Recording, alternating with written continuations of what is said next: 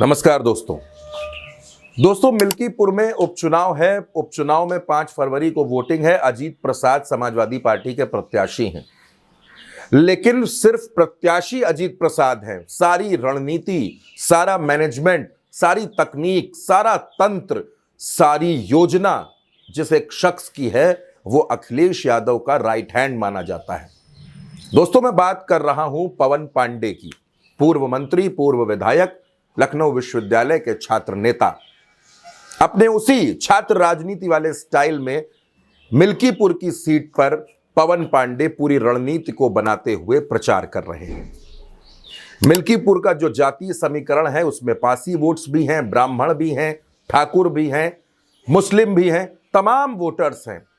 लेकिन अखिलेश यादव ने पवन पांडे के कंधों पर यह जिम्मेदारी डाली है कि मिल्कीपुर में वो चुनाव जिताएं।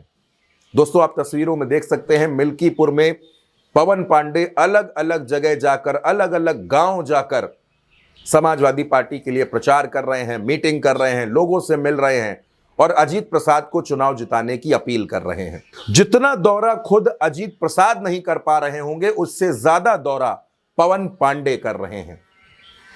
पवन पांडे एक दिन में 10 से 15 नुक्कड़ सभाएं कर रहे हैं, लोगों से मिल रहे हैं। देर रात तक ये मुलाकातें लगातार जारी हैं। अखिलेश यादव ने आखिर पवन पांडे पर ही भरोसा क्यों किया? दोस्तों पवन पांडे अयोध्या से आते हैं, विधायक रह चुके हैं और अयोध्या में गांव गांव में, गली गली में पवन पांडे को जानने वाले लोग हैं। आपने देखा होगा कि पवन पांडे ने अक्सर अयोध्या के मुद्दों को उठाया है। अयोध्या के मुद्दों को लेकर वो लखनऊ आए हैं, फिर उन्हीं मुद्दों पर अखिलेश यादव ने प्रेस कॉन्फ्रेंस की है। दरअसल पवन पांडे हमेशा नौजवानों, किसानों के बीच में रहने वाले नेता हैं। राजनीति में तमाम चेहरे दोस्तों ऐसे होते हैं जो काफिले के साथ आते हैं, चुनाव लड़ते हैं, जीते तो ठीक, हारे तो वो वापस चले जाते हैं और फिर 5 साल के लिए गायब हो जाते हैं। लेकिन दोस्तों पवन पांडे 2017 में चुनाव हारे थे, 10 साल हो गए, लेकिन 10 सालों से लगातार वो अयोध्या में सक्रिय रहते हैं, दौरे करते रहते हैं, लोगों के सुख दुख में शामिल होते रहते हैं, मिलते जुलते रहते हैं। और समाजवादी पार्टी में भी जो निर्देश उनको मिलता है, जो कार्यक्रम करने की जिम्मेदारी मिलती है, उसको भी आगे बढ़ चढ़ कर पूरा करते हैं।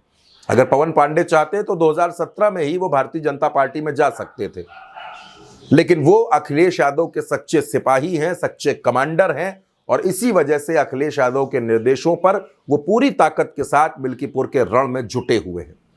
इससे पहले दोस्तों हमने देखा कि जब अयोध्या में चुनाव हुआ, लोकसभा का चुनाव हुआ, तो पवन पांडे पूरी शिद्दत के साथ अवधेश प्रसाद के साथ खड़े थे और अवधेश प्रसाद अयोध्या में चुनाव जीतकर सांसद बन गए।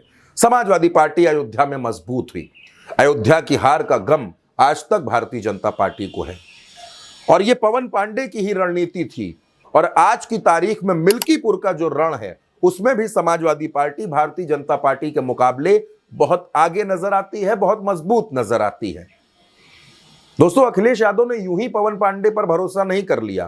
पवन पांडे की क्षमता, पवन पांडे की योग्यता और उनका जो राजनीतिक रणनीतिक कौशल है, जो व्यू रचना करने में पवन पांडे माहिर हैं, इसी वजह से पवन पांडे के कंधों पर मिल्कीपुर की जिम्मेदारी है और खास तौर पर मिल्कीपुर में अगड़ों को जोड़ने की जिम्मेदारी, ब्राह्मणों को, क्षत्रियों को जोड़ने की जिम्मेदारी भी पवन पांडे के कंधों पर है। तो अब समाजवादी पार्टी का यह युवा नेता, यह युवा कमांडर अखिलेश यादव का राइट हैंड पवन पांडे जो हैं, ये कितना कमाल कर पाते हैं ये चुनावी नतीजों में पता चलेगा। फिलहाल इतना ही। आप अपनी राय कमेंट बॉक्स में जरूर बताइएगा। नमस्कार।